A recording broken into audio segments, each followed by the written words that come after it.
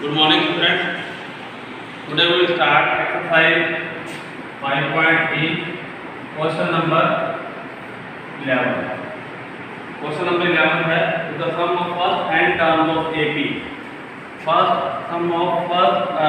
the sum of first n terms of AP. ऐसा given है 4n minus n square. What is the first term? What is the sum? If the sum of first n term ऐसा given है 4n minus n square और find करना है what is the first term, what is the sum of first two term, what is the second term, similarly third term and tenth term and the nth term. तो सबसे पहले हमें first term find करनी है. उसके लिए हम late करेंगे लेट n इक्वल टू 1. तो f1 इक्वल टू n की वैल्यू 1 करेंगे minus 1 square. f1 equal to 4 minus 1. f1 equal to 3. तो f1 ही हमारा a1 होगा. a1 या a2. तो a1 हमारे पास दिया. उसके बाद उन्होंने पूछा कि what is the sum of first two term. तो f2 फाइंड करना है. पुट करेंगे n इक्वल टू 2. तो f2 फाइंड हो जाएगा. f2 इज इक्वल टू यहाँ पे n की वैल्यू 2 पुट करेंगे और 2 minus 2 square. f2 equal to 8 minus 4. f2 equal to 4 आ गया. इसके बाद नेक्स्ट कुछ है what is the second term, similarly third term, tenth term. Second term find करनी है. तो f2 हमारे पास दो टर्म का सम है और f1 एक ही सिंगल टर्म का सम है हमारे पास 3. तो a2 फाइंड करना है. सेकंड टर्म फाइंड करनी है f2 माइनस f1. दो टर्म के सम में से सिंगल टर्म का सम माइनस करना है. तो f2 4 है और f1 3 है. 4 माइनस 3 हमारे पास a2 आ गया.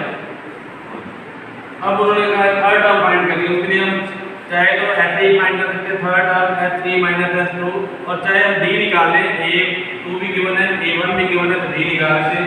d is equal to a2 minus a1 और d is equal to a2 1 है और a1 3 है. 1 माइनस 3 d हमारे पास माइनस 2 आ गया. अब हम a3 फाइंड कर सकते हैं. Third term a plus 2d.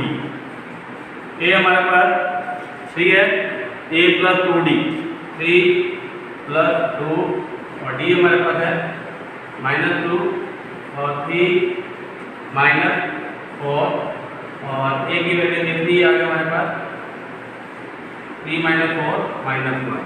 उसके बाद पूछा है a10. a10 equal to a plus 9d.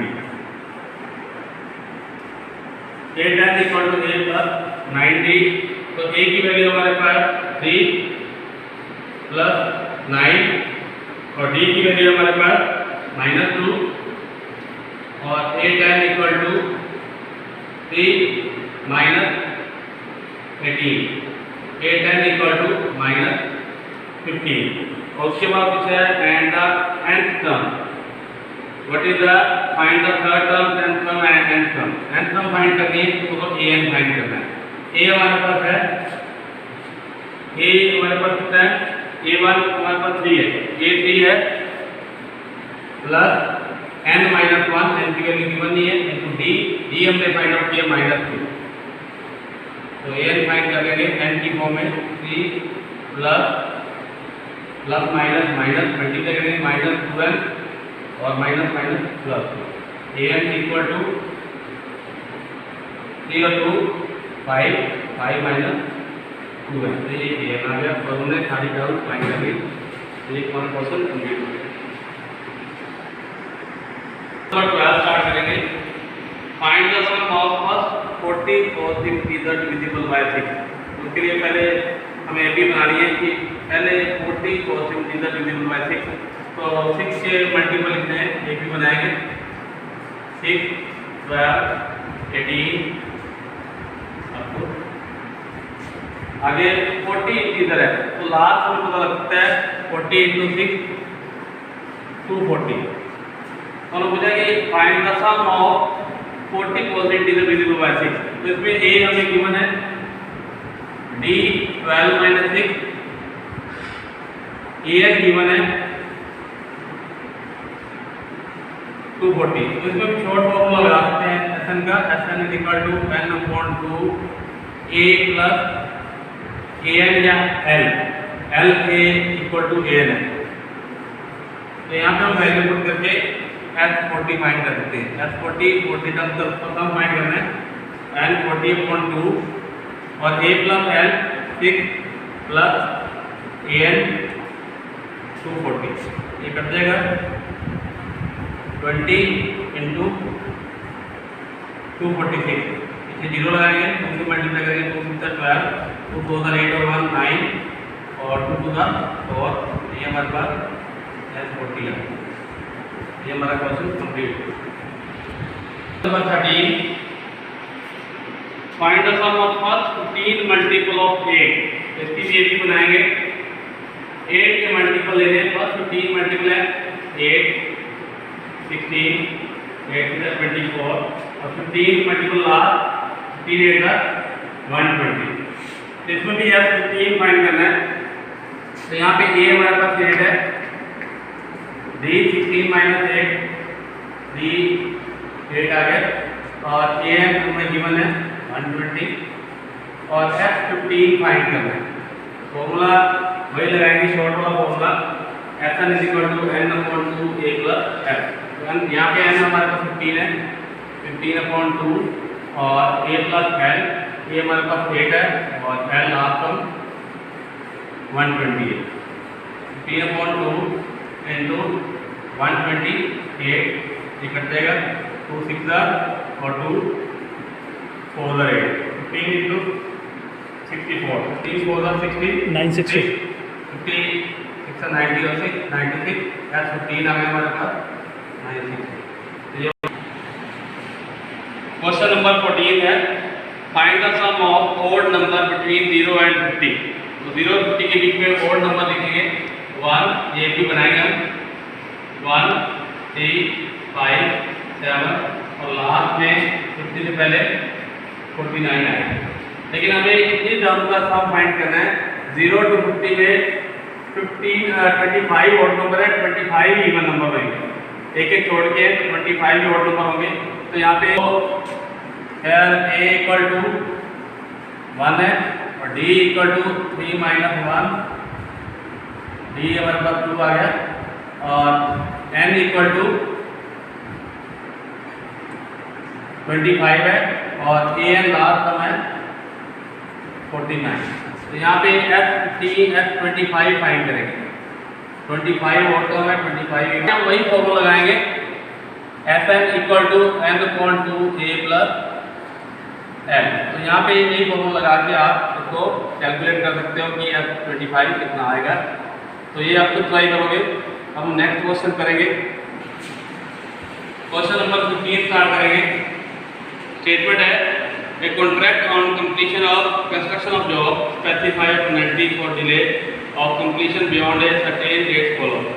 ₹200 for first day, ₹250 for second day, ₹300 for third day and penalty for each successive day. Number 16 है। तो इसमें लिखा है कि एक कॉन्ट्रैक्ट है जो टाइम भी पूरा नहीं होता, तो उसमें पेनल्टी पड़ेगी। ₹200 first day, ₹250 for second day, ₹300 for third day and penalty for each successive day will be 50 more than the preceding day. मतलब ₹50 पेनल्टी बढ़ती जाएगी। और how much money the contractor has to pay penalty if he delay the work for 30 days. अगर वो 30 days pending रखता है, काम delay करता है, तो उसको कितनी पेनल्टी देनी पड़ेगी। तो उसके लिए पहले एपी बनाएंगे। एपी क्या बनेगी 200 250 300 एंड 30 डेज की हमने पेनल्टी बतानी कितनी होगी। 30 डेज अगर कॉन्ट्रैक्ट डिले होता है तो मतलब हमने 30 डेज बाद कितना हमें फाइन पड़ जाएगा, पेनल्टी पड़ जाएगी। तो हमें 30 फाइन करना है। तो उसके लिए ए हमारे पास है 200, डी 250 माइनस 250 और हमने F30 फाइन करना है। 30 डेज पेनल्टी की 30 डेज की पेनल्टी क्या पड़ेगी। तो n upon 2 2a plus 30 minus 1 into D 50. 30 upon 2 15 into 400 plus 29 into 50. 15 into 400 plus ये 0 जाएंगे 5 माइनस 45 5 टू द 10 और 4 14 58 into 18 50. तो यहाँ पर मल्टीप्लाई करेंगे 0 जाएंगे कितने 15 5 75 8 15 8 120 और 7 127 और 3 मतलब 15 और 2 17,750 फिर भी चेक करेंगे 3 0 0 15 5 75 5 कैरी 75 7 कैरी 3 0 120 127 127 3 मतलब 3 और 12 27 तो इतनी पेनल्टी हमें 30 डेज की उस कॉन्ट्रैक्टर को पे करनी पड़ेगी। तो ये हमारा क्वेश्चन कंप्लीट हो गया। तीन है the sum of rupees 700 to be paid to be given 7 cash prizes to the student of their overall academic performance. If each prize rupees 20 less than the preceding prize, find the value of each prize. 700 के prices बांटे और जो पहला prize है बाकी prices सारे होते हैं 20 लेस हैं और बताना कि हर एक प्राइज की क्या क्या वैल्यू है। इसके लिए पहले एक ही बनाएंगे और लेट करेंगे net first prize is equal to ₹10 और second prize is equal to ₹x minus 20। इस तरह एपी बना लेंगे therefore AP at x minus 20 x minus 40 और लास्ट जो होगा x minus 120 क्योंकि एक तो x है और बाकी 6 जाएगा और लास्ट जो होगा x minus 120 होगा। तो उन्होंने कहा कि ऐसा हमें गिवन है टोटल 700 के प्राइस बांटने हैं तो हमें हर एक प्राइस की वैल्यू निकालनी है। तो हम कैसे निकालेंगे SN का फॉर्मूला लगाएंगे SN is equal to n upon 2 और a प्लस l लगा सकते हैं a प्लस l। तो यहाँ पे ऐसे 700 है n 7 है equal a plus l a हमारे पास x है और l x plus x minus 120। तो यहाँ पे 700 into 2/7 equal to 2x minus 120 ये कट जाएगा 200 इक्वल टू 2x माइनस 120 और 2x 200 plus 120 equal to 2x और 320 इक्वल टू 2x x की वैल्यू निकालेंगे 320 अपॉन 2 कट जाएगा 160 आ। तो हमारे पास x आ गया। तो first price therefore value of first price equal to ₹160, value of second price ₹160 minus 20 less है ₹140। ऐसे ही थर्ड प्राइस ₹120 20 लेस दे दें और fourth price ₹100। Fifth price ₹80। Six price ₹60 और सेवंथ प्राइस ₹40। तो ये हमने 7 के 7 प्राइस की वैल्यू निकाली। 17 है in a school student thought of planting trees in around the school to reduce air pollution। School में से स्टूडेंट को प्लांट लगाने के लिए कहा गया है। It was decided that the number of trees that each section of each class हर एक सेक्शन का हर एक क्लास का स्टूडेंट प्लांट लगाएंगे with the same as the class जिस क्लास में वो पढ़ते हैं उतने ही प्लांट लगाएंगे in which they are studying. A section of class 1 will plant 1 tree, section of class 2 will plant 2 trees and so on up to class plus 2। there are 3 sections of each class। हर एक class के 3 section है तो जैसे first class है तो उसने एक plant ही लगाना है, और सेक्शन 3 है तो उसने प्लांट लगाएंगे 3, और ऐसे सेकंड क्लास है उसने 2-2 प्लांट लगाना है, सेकंड क्लास है और सेक्शन 3 है तो 2-2 प्लांट लगाने हैं, 3 प्लांट, तीसरी को 6 प्लांट लगाएंगे। तो पहला सेक्शन में 2, दूसरा सेक्शन में 2, तीसरा सेक्शन में 2, इस तरह एक ही बन जाएगी। फर्स्ट क्लास लगाएगी 3, दूसरी क्लास 6 और तीसरी प्लांट लगाना है 9, और एंड में 12th क्लास है 3 सेक्शन है तो 36 प्लांट लगाएंगे। तो इस तरह हमारे पास ये एक बन गई। और 12th क्लास तक टोटल कितने प्लांट लगेंगे तो हमने S12 फाइंड करना है। तो S12 फाइंड कर सकते हो आप फॉर्मूला लगा के, Sn = n/2 a + n। तो इसमें सारा कुछ गिवन है, n हमारे पास 12 है, a 3 है और l 36 है। इस तरह हम फाइंड कर सकते हैं कि 12th क्लास तक टोटल कितने प्लांट लगाए जा सकते हैं। तो ये आप खुद ट्राई कर सकते हो। और नेक्स्ट क्वेश्चन करेंगे। नेक्स्ट क्वेश्चन है 18। क्वेश्चन नंबर 18 है, a spiral is made up of successive semicircle with centers of alternately A and B starting with center O, center A of radius 0.5, 1.5, 2 centimeter as shown in figure. What is the total length of such spiral made up of 13 successive semicircle? Page 522/7 figure बनी हुई है, और figure को देख सकते हो कि यहाँ पे सेमी सर्कल बन रहे हैं। पहला सेमी सर्कल, फिर दूसरा, फिर तीसरा, ऐसे 13 सेमी सर्कल जब बन जाएंगे तो उसकी टोटल लेंथ क्या होगी। उसके लिए हमें पहले AP बनानी पड़ेगी। और भी कितनी बनेगी तो पहले रेडियस लिखेंगे, radius of first semi circle = 0.5 centimetre, और इसका हम क्या निकालेंगे, circumference of first semi circle. पूरे सेमी सर्कल का सर्कमफ्रेंस होता है 2πr और हाफ का πr, तो यहाँ पे 0.5 पाई बनेगी। तो ऐसे ही circumference of second semicircle, उसमें रेडियस 1 है तो वहाँ पे क्या आएगा 1 पाई। और ऐसे ही circumference of third semicircle, radius 1.5 बढ़ता जाएगा तो ये 1.55 बन जाएगा। और so circumference AP from the circumference of circle, AP from the circumference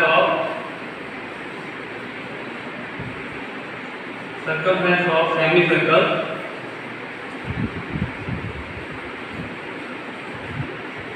.5 pi, 1 pi, 1.5 pi, और हाफ में 13 सेमी सर्कल है, और उसमें क्या बनेगा तो हमें 13 सेमी सर्कल के सम फाइंड करना है। लास्ट में नहीं पता हमें, तो S13 फाइंड करना है। तो S13 फाइंड करने के लिए फॉर्मूला वही Sn1 लगाएंगे, Sn = n/2 2a + n - 1 × d। तो यहाँ पे S13 फाइंड करना है। तो S13 = a, यहाँ पे हमारे पास है 0.5 पाई, और 13/2 2a 0.5 pi plus n - 1 13 - 1 × d। d हमारे पास माइनस करेंगे 1 पाई - 0.5 पाई, तो 0.5 ही रहेगा, 0.5 पाई। तो इसको सॉल्व करेंगे, 13/2 2 5 10 1 बन गया, 1 पाई प्लस 13 में से 1 12 12 5 60। तो यहाँ पे कितना बन जाएगा 12 5 60 6 पाई, और यहाँ पे प्लस करके हमारे पास आ जाएगा 13/2 × 7 पाई। तो यहाँ पे सॉल्व करेंगे, 13/2 × 7 × 22/7, 7 से 7 कट और 2 से 11 में कट, = 143 सेंटीमीटर। ये हमारे पास S13 आ गया। 13 सेमी सर्कल का जो टोटल स्पाइरल बनेगी वो 143 सेंटीमीटर। लास्ट क्वेश्चन 19 और 20 क्वेश्चन आप स्टेटमेंट को ट्राई कर लेना। अगर कोई दिक्कत हो तो ऑनलाइन क्लास में हम वहाँ पे कर लेंगे। Okay, thank you. ये